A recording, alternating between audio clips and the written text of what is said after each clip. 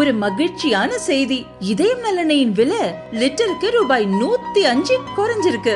September 2023ல 1 litre இதயம் நல்லெண்ணெயின் அதிகபட்ச விலை ரூபாய் 503. ஆனா இப்ப 1 லிட்டர் இதயம் நல்லெண்ணெயின் விலை ரூபாய் 398 மட்டும்தான் தமிழ்நாட்டுல. அப்ப இனிமே எல்லாரும் இதயம் நல்லெண்ணெய் வாங்கலாம் இல்ல?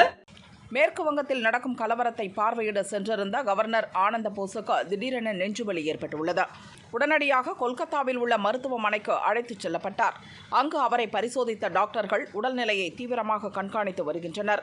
உரிய பரிசோதனைகளுக்கு பின்னர் அடுத்த கட்ட சிகிச்சை தொடங்கும் என டாக்டர்கள் தெரிவித்துள்ளனர். கவர்னரின் உடல்நிலை பற்றிய தகவல் அறிந்த முதல்வர் மம்தா பானர்ஜி உடனடியாக ஹாஸ்பிட்டலுக்கு விரைந்தார்.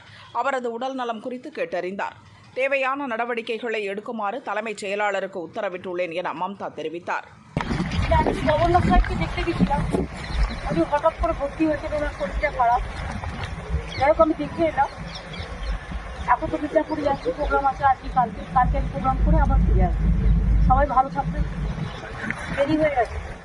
முன்னதாக வக்ஃப் சட்டத்தில் மத்திய அரசு மேற்கொண்ட திருத்தத்துக்கு எதிர்ப்பு தெரிவித்து கடந்த ஏப்ரல் 11ஆம் தேதி மேற்கு வங்கத்தின் மால்டா, முர்ஷிதாபாத் உள்ளிட்ட முஸ்லிம்கள் பெரும்பான்மையாக உள்ள மாவட்டங்களில் வன்முறை வெடித்தது.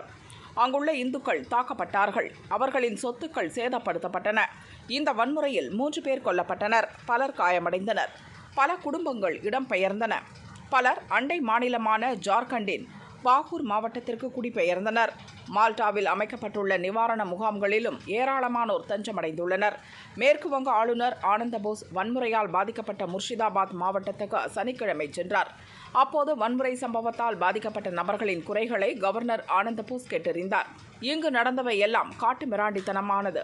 இதுபோன்ற சம்பவம் எதிர்காலத்தில் மீண்டும் நிகழக்கூடாது. மக்கள் அனைவரும் பீதியில் உள்ளனர்.